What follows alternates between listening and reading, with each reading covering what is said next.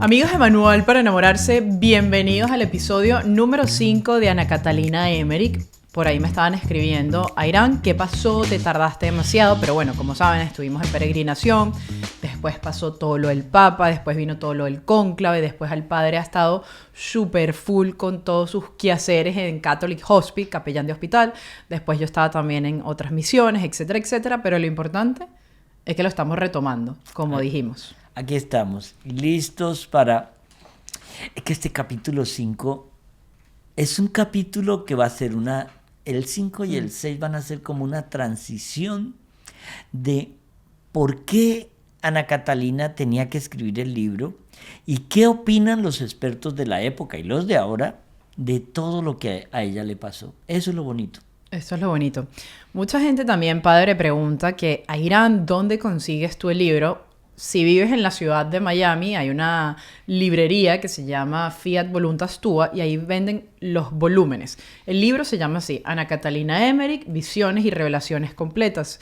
Si lo compras por Amazon, por eBay, usualmente no te venden los volúmenes, sino son resumen. Por ejemplo, resumen de la Virgen, resumen de esto. De igual manera, mira, si no se consigue más nada, está bien si adquieren uno de esos, porque es preferible tener algo y leer algo a nada. De igual manera, ustedes pueden, como ya saben, seguir por aquí y empezar por la intro, ir siguiendo cada uno de los capítulos hasta que llegamos acá, libro 1, y estamos en el sello sobrenatural. Sí, señora. Empiezo a leer y vamos comentando, padre. Dale. ¿Sí? Dale. Bueno, voy a leer aquí. Vamos a ver por dónde arranco para ver si leo todo. No, ¿sabes qué? Arranquemos por algo. ¿Cómo nace esto? Mire esto. La primera edición de las Revelaciones se publicó en 1833, 9 años después del fallecimiento de Ana Catalina Emmerich. Como se ve, tardó bastante Brentano, que era el del capítulo anterior, en dar al mundo conocimiento de este tesoro espiritual, y lo hizo finalmente estimulado por sus amigos, especialmente por el obispo de Ratisbona, Monseñor Whitman. Eso es, la primera edición sale en 1833. Hay algo acá que dice: la estigmatizada de Dulmen, porque Ana Catalina Emmerich era de Dulmen, puede contarse entre los seres privilegiados por Dios, más grandes habido desde la Edad Media hasta los tiempos actuales. Me apoyo en la consideración de estos 7 sobrenaturales dones que poseyó en grado eminente. Claro, aquí vamos a hablar de algo. Todo el mundo ha hablado ya Ana Catalina Emmerich, que en su siglo fue una gran desconocida. En el siglo XX empezó a ser un poquito más conocida, pero sobre todo el mundo la conoció a través de la película de La Pasión, que dirigió y produjo Mel Gibson.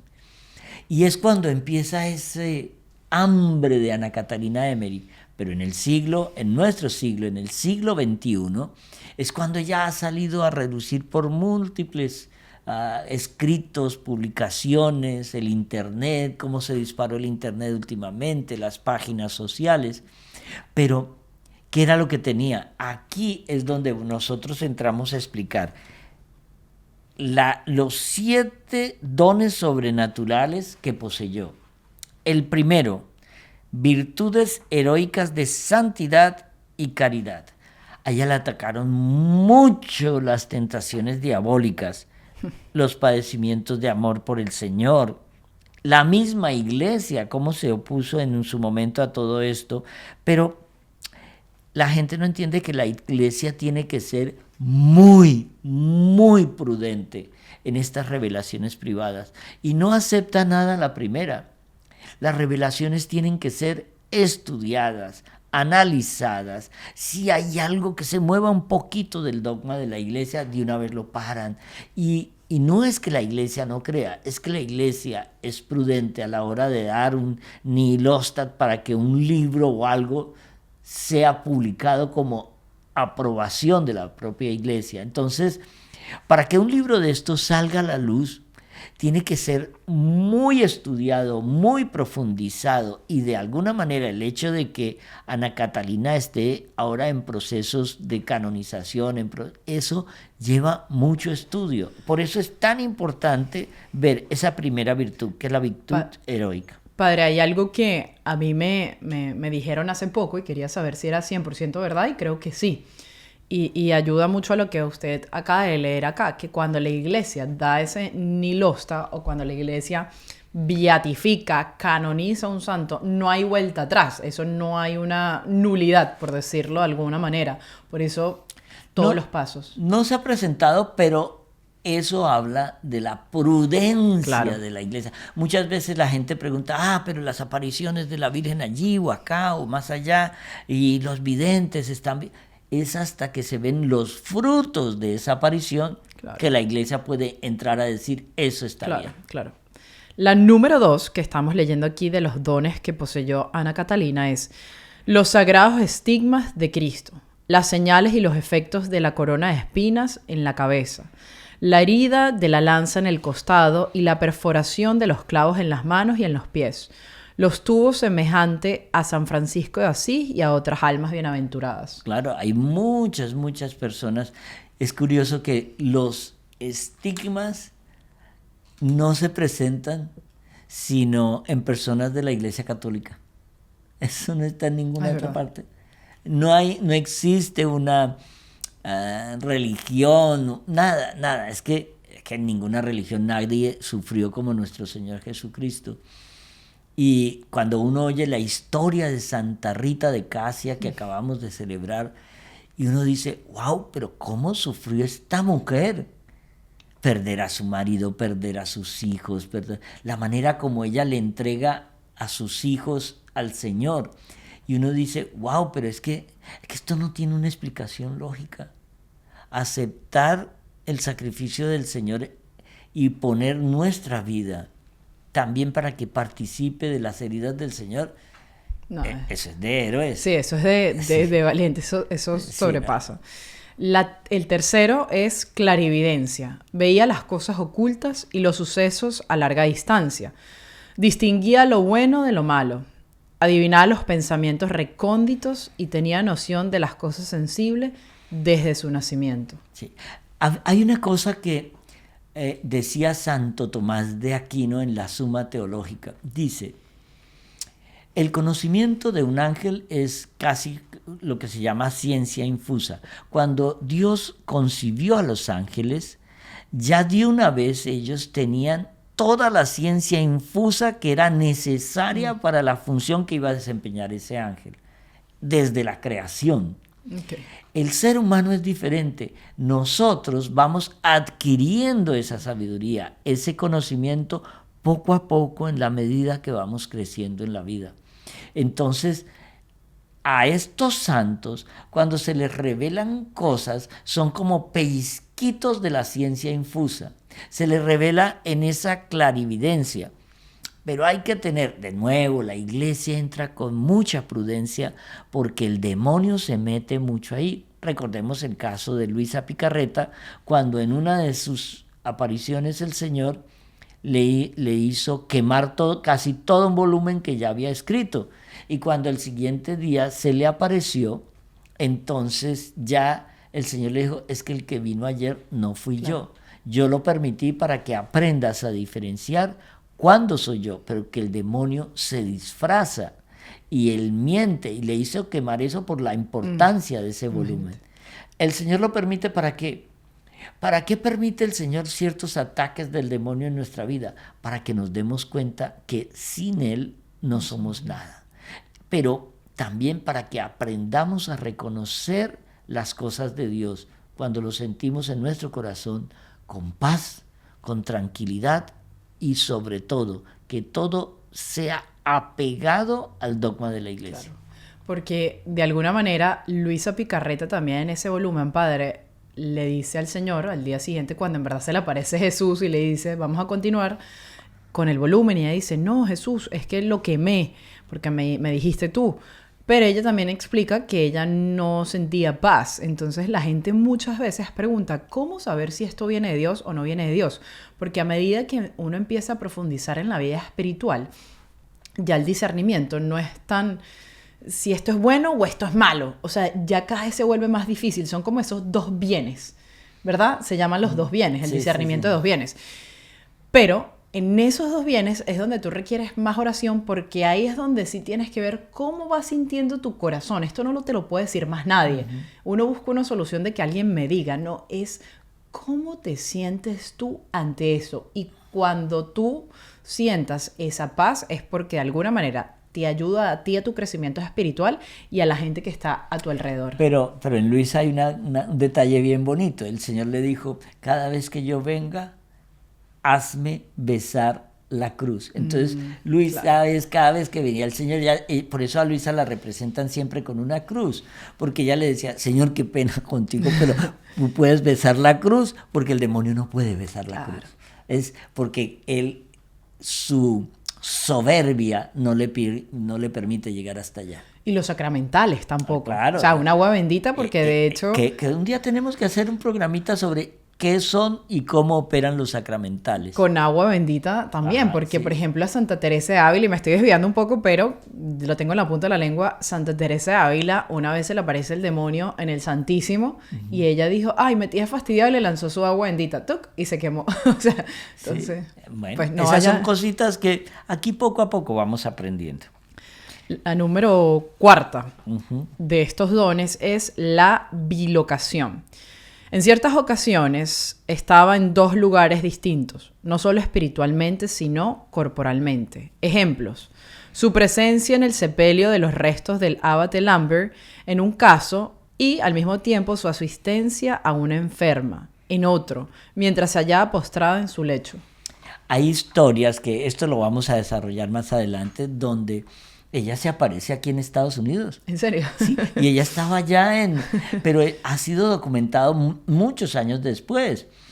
Pero la belleza de eso es entender que la bilocación, Padre Pío, por ejemplo, aunque estamos hablando de Ana Catalina Emmerich, pero Luisa Picarreta es, aunque fue casi 100 años después, pero es muy contemporánea de alguna manera, porque...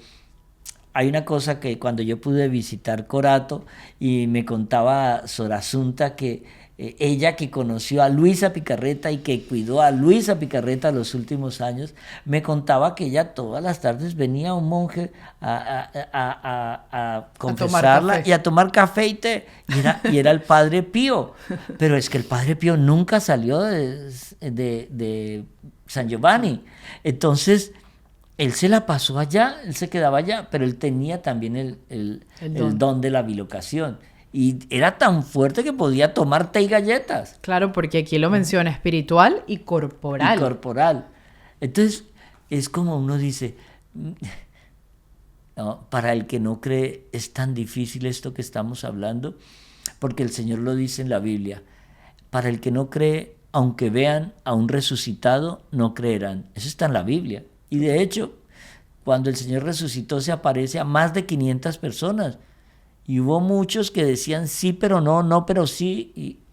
O como dice San Pablo en una de sus cartas, que a mí me encanta, Padre, las cosas del cielo y las cosas espirituales hay que entenderlas con el Espíritu de Dios. O sea, tú no puedes entender algo con tu razón aquí humana, de alguna manera no te da, porque esto ya requiere una fe, porque no lo hemos visto. Es que nuestra vida espiritual requiere dos cosas fundamentales: fe y razón.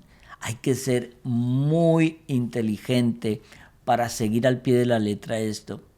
Pero la sabiduría de Dios nos da esa inteligencia. Entonces, por eso lo de la bilocación en este caso es tan importante. Y el quinto, hablando un poco de todo esto, habla sobre discernimiento de las reliquias. Ella misma lo declaró y lo demostró. Se me ha dicho que ninguna persona tuvo jamás el don de discernir las reliquias en el mismo grado en que a mí se me ha concedido. Pocos santos han gozado de esta prerrogativa. Mira esto tan bonito. Wow. Lo de las reliquias es muy importante. Hoy por hoy en Amazon hay una barbaridad de bestialidades, como que te están vendiendo el pañal de nuestro Señor Jesucristo, un poquito, y le ponen pañales desechables según Amazon. Pero hay reliquias, por ejemplo, una vez me decía un sacerdote allá en Roma y me dice, si reuniéramos todos los pedazos de la cruz que están repartidas por todo el mundo en reliquias, armaríamos como 30 cruces gigantescas. Y hasta el momento solo se han reconocido 3 de verdad. Pero ¿cómo sabe uno que una reliquia es verdadera?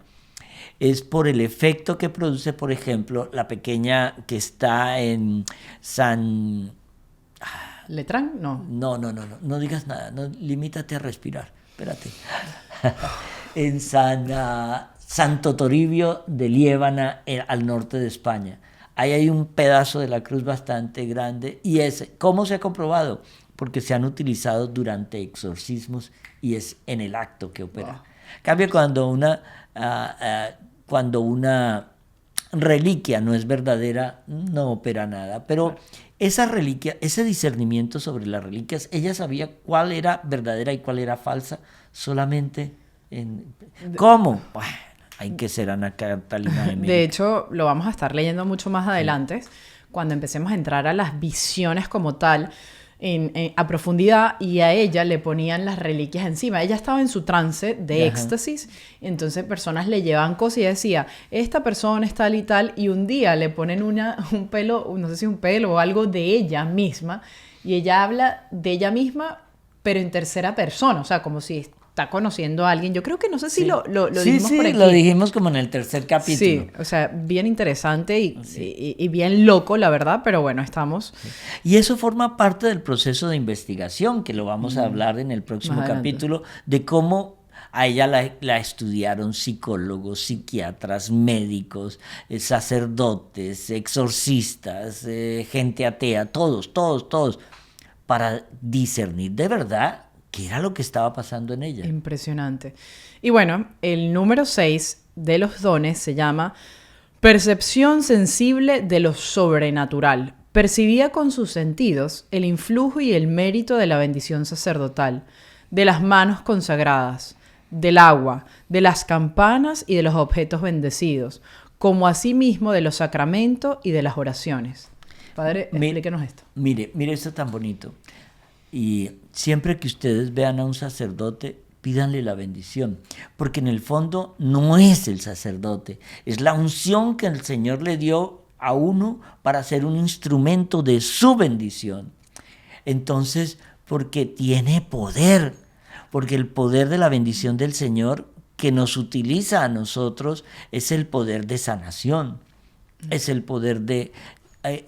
En Medjugorje, que estuvimos hace poco, veíamos cómo solamente al aproximarse ciertos sacerdotes a cierta gente, empieza a esa persona que no sabe que está sufriendo una posesión diabólica o que está sufriendo un ataque diabólico, se rebelan contra ese sacerdote. Nosotros hemos tenido bastantes casos en el grupo de lo hemos podido, justamente hace poco en el viaje a Medjugorje, pasó cuando hubo la misa afuera, en la explanada, donde cuando empiezan a repartir la comunión muchísimos sacerdotes, porque hay miles de personas, solo el sacerdote caminando ya con la comunión, que es el cuerpo de Cristo, se caía gente y entraba en esa manifestación diabólica, que es bastante fuerte, pero ahí es cuando uno dice, wow, esto es mega real, porque es que son cosas loquísimas.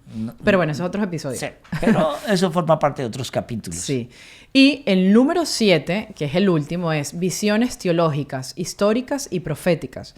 Lo mismo que en el discernimiento de las reliquias, nadie fue tan favorecida como ella en las visiones del universo, del Antiguo y Nuevo Testamento, del año eclesiástico, del poder sacerdotal y de los sucesos históricos pasados, presentes y futuros, hasta el anticristo y la restauración de la iglesia. Imagínate, muchas de las cosas de Ana Catalina que vio en sus visiones se han cumplido, muchas cosas proféticas, pero ya ha hablado de cosas que están por venir y que las veremos tarde o temprano. Totalmente. Pero todo esto se basa en que Ana Catalina reúne 5 condiciones inestimables para que se le pueda imprimir ese sello de veracidad, ese sello de autenticidad a estas visiones. La primera, que es sine qua non, es: no hay en ellas contradicción alguna contra las verdades consignadas en la Biblia ni en la tradición de la Iglesia. Si algún vidente, y eso nos lo dice el Nuevo Testamento, San Pablo nos lo repite, si alguien viene aquí a cambiar algo, a decir que no son 10 mandamientos sino 8, o que no son 10 mandamientos sino 12, no podemos cambiar una coma de lo que está en la Biblia. El Señor nos lo advierte. Y los expertos que han estudiado el caso de Ana Catalina se han dado cuenta de que esos casos, en ese estudio, ella no le ha agregado nada al dogma de la Iglesia, no ha quitado nada, está apegada a la letra. Que de hecho el número 2 lo dice muy claramente también. Son ortodoxas conforme con la sana doctrina, las buenas costumbres y el sentido común del católico. Me gusta mucho esto cuando dice el sentido común católico, porque una de las cosas, padres, que a veces hemos perdido como ser humano, y sobre todo en estas cuestiones, es el sentido común. O sea, de la Iglesia. A veces hacemos unas preguntas que uno dice, es que esto es sentido común. Si yo me siento mucho a la derecha o más a la izquierda, ¿sabes? Empezamos por ahí, es pecado.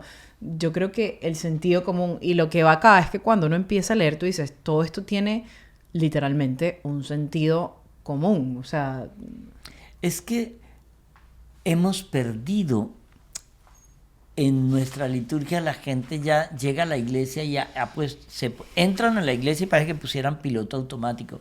No se dan cuenta que están en un momento determinado. Cuando yo entro a una misa, voy a estar en presencia del Rey de Reyes.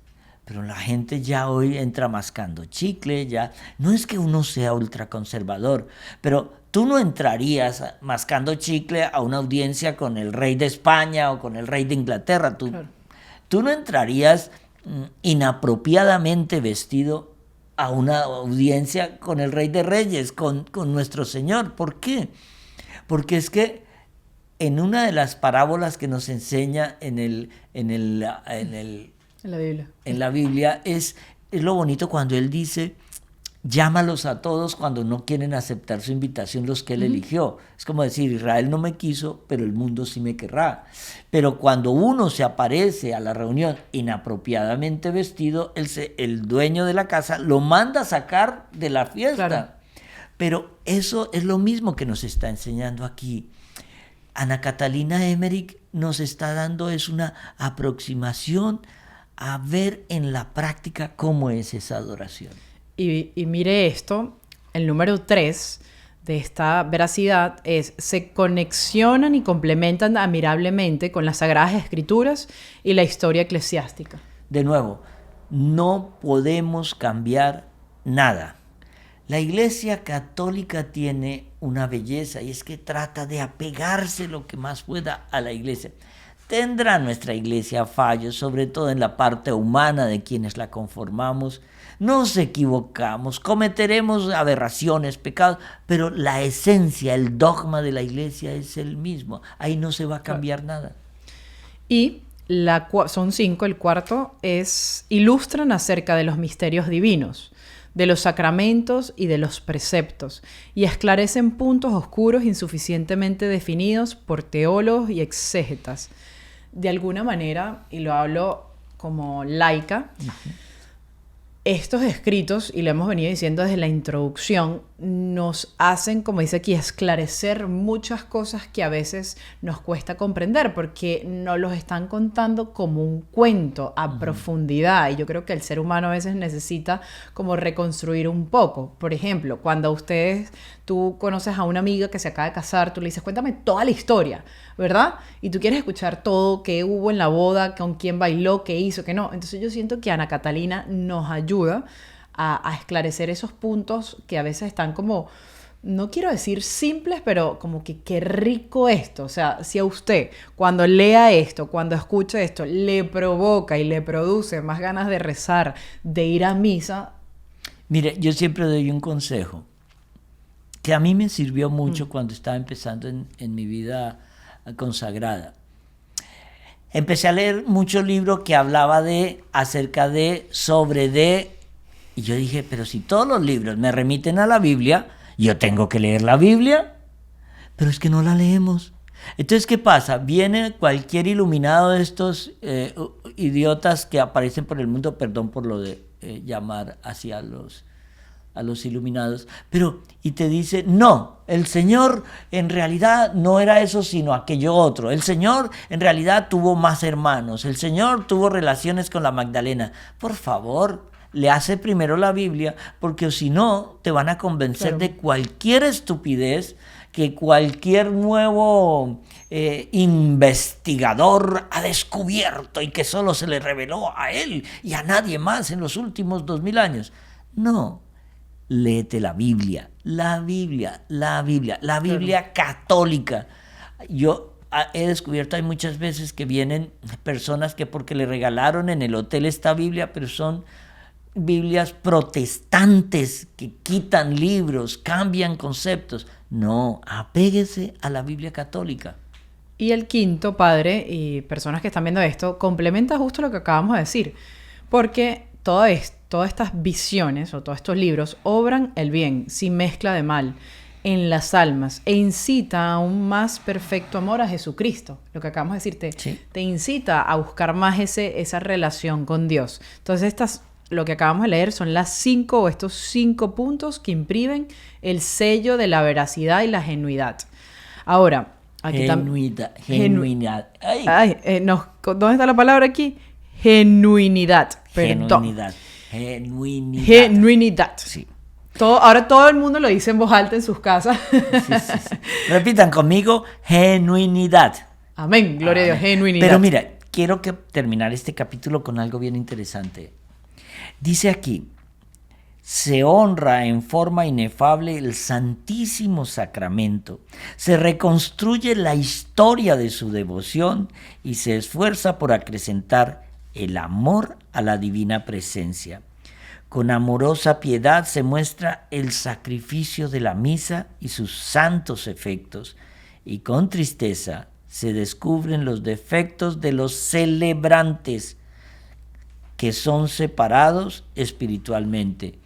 Mire, cuando usted vea que un sacerdote no guarda el respeto por la Eucaristía, cambie de sacerdote, no de religión. O sea, si usted tiene un problema del corazón y se da cuenta que el cardiólogo que le tocó no es lo mejor del mundo, usted cambia de cardiólogo. No se va a mirar un podólogo a ver que le mire el corazón a alguien que es experto en los pies, ¿cierto? Eso es lo que el Señor y nos invita a través de Ana Catalina, es yo como feligrés tengo que también investigar qué es lo que está pasando en nuestra iglesia. Nunca antes la iglesia había sido como ahora más puesta bajo la lupa, y eso es bueno, porque eso nos hace a nosotros como sacerdotes, cada vez que nos preparamos para celebrar la Santa Eucaristía, prepararnos a profundidad. Y la gente sabe cuando hay un sacerdote que celebra la misa sin la debida reverencia y sin la debida preparación. La gente descubre siempre cuando hay un sacerdote que no ora. Lo siente.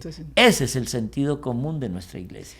Y quiero ir cerrando con este último párrafo, padre, que lo encontramos aquí en el libro, donde nos dice: Ana Catalina era el vaso adecuado preparado para anunciar al mundo en estos tiempos decisivos muchos prodigios que contribuyeran a conmover saludablemente a las almas.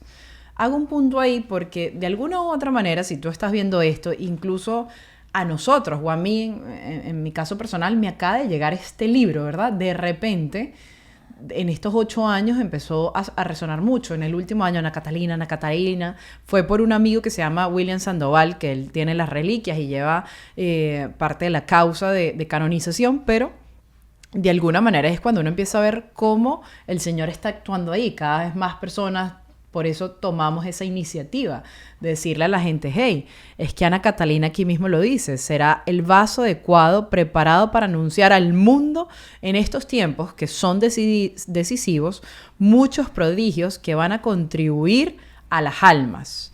Y aquí también nos dice, cierta vez que se quejaba de las dificultades que tenía que pasar para referir sus visiones, en medio de soportar todo este dolor, el Señor le dijo a Ana Catalina por boca de su ángel, dirás de ellas lo que alcances. No puedes ni podrás nunca contar el número de las almas que algún día han de leer lo que digas y consolarse, y despertar y recogerse a la vida devoto. Es que Wow. decía, la Virgen también le decía, con estas visiones, cuando las escribas, vas a convertir a incontables almas alrededor del mundo a través de la historia. Cuando ve uno que La Pasión de Nuestro Señor, la película que produjo Mel Gibson, que fue protagonizada magistralmente por Jim Caviezel, un hombre que se convierte casualmente en Medjugorje, y uno dice, wow, ¿cuántos millones de personas no han sentido en su corazón ese dolor de la pasión por primera vez? ¿Cómo? A través de una obra de arte como el cine. Y todo salió de las visiones de Ana Catalina. Impresionante. Es la invitación a lo que hagamos nosotros hoy. Vivan, recen ese santo Via Crucis, que es una de las oraciones más poderosas y que más ama el Señor. Que tú unas tus sentimientos de compasión por aquel que dio su vida por nuestro amor y por nuestra salvación. Amén. Bueno, mi gente bonita, hemos llegado al final de este episodio número 5. Recuerda que si no has visto los episodios anteriores, vas a encontrar en el playlist, en el canal de YouTube, un playlist que se llama Ana Catalina Emmerich. Vas a encontrar la introducción, capítulo 1, 2, 3, 4 y este número 5. Y pues yo los invito a que lo empiecen a pasar en sus grupos de WhatsApp. En vez de estar mandando memes, empieces a enviar estos videos para que la gente pueda empezar a... Es que mira, si te sirvió a ti y tú se lo mandas, sobre todo a aquel que no cree nada, al que no está en el camino del Señor, y esa persona cambia, se convierte y se salva, tú te puedes pegar a ese tren para decirle al Señor, mire, yo puse este granito de arena, tenme compasión, Señor. Amén y gloria a Dios. Padre, nos da la bendición. La bendición de Dios Todopoderoso, Padre, Hijo y Espíritu Santo, descienda sobre vosotros y permanezca para siempre. Nos vemos. Amén, amén, amén. Hasta la próxima.